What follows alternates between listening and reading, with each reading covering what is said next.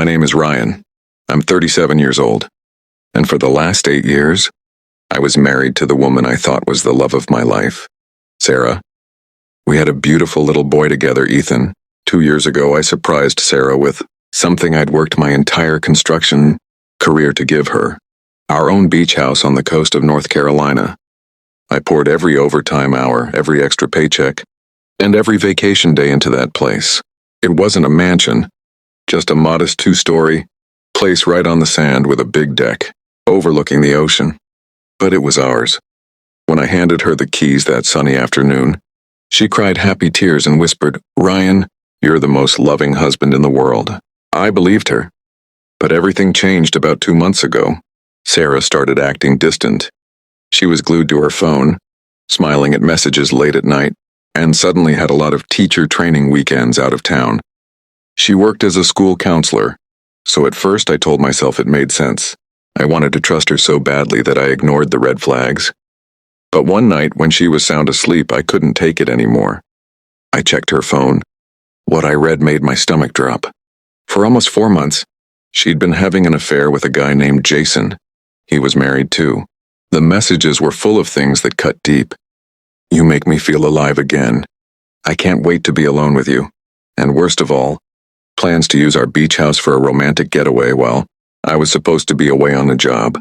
She even gave him the security code to the front door. That night I didn't scream or cry. I just sat in the dark and made a quiet decision. The next morning I told Sarah I had to leave for a 3-day work trip up north.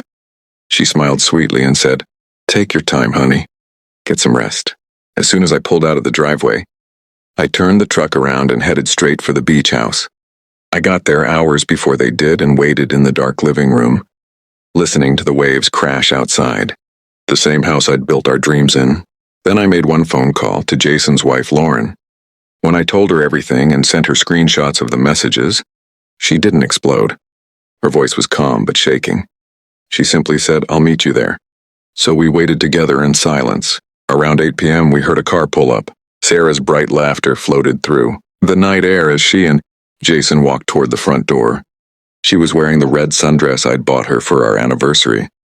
Jason had his arm wrapped around her waist like she already belonged to him. The door opened.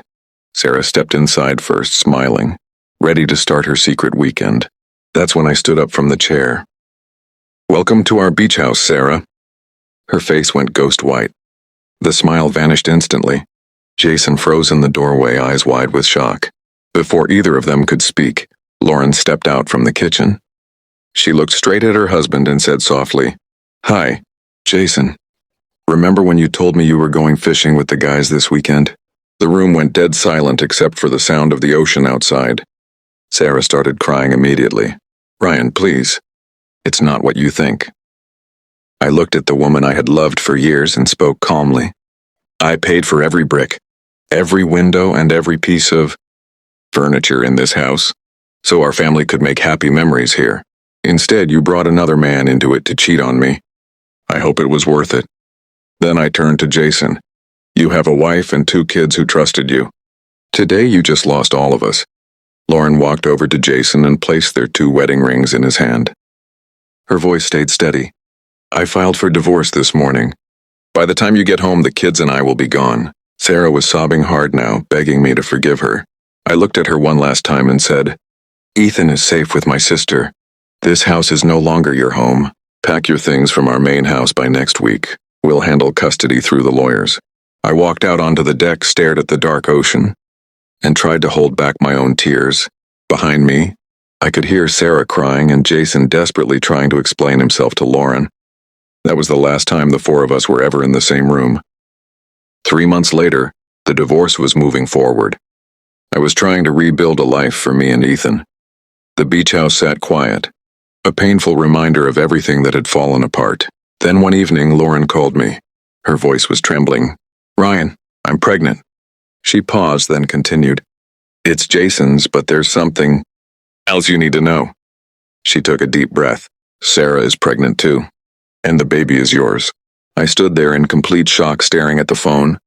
After all the lies, the betrayal, and the heartbreak, my wife was carrying my child, and Jason's wife was carrying his. 2 broken marriages, and now 2 new lives were about to begin from the ashes. I didn't know what the future held.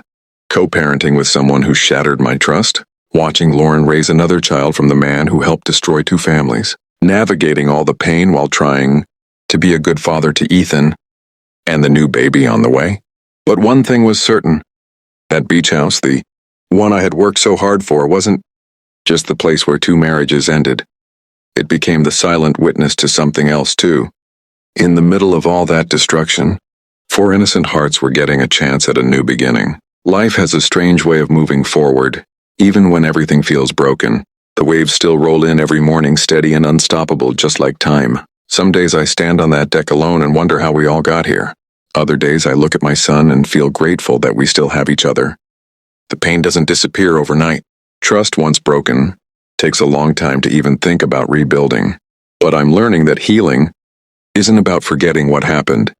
It's about deciding what kind of man, what kind of father, I'm going to be on the other side of it.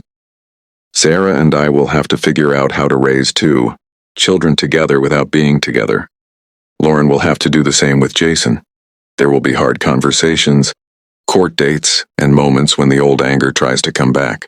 But somewhere in all of that mess, 2 new babies will enter this world. They didn't ask for any of this.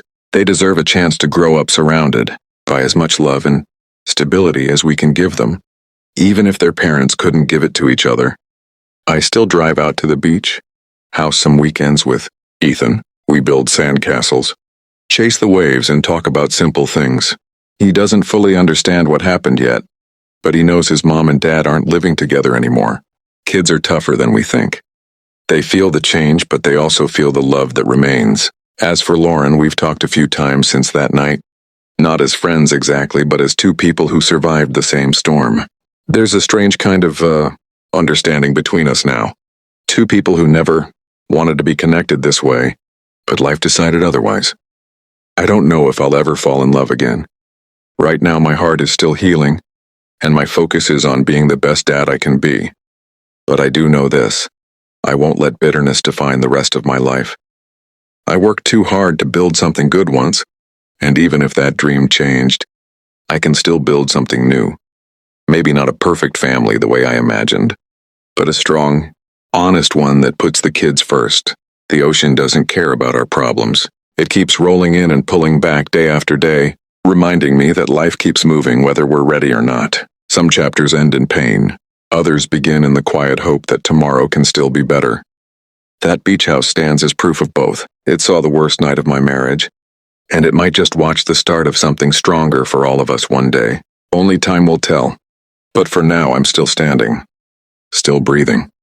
Still choosing to move forward. One wave, one day, one breath at a time.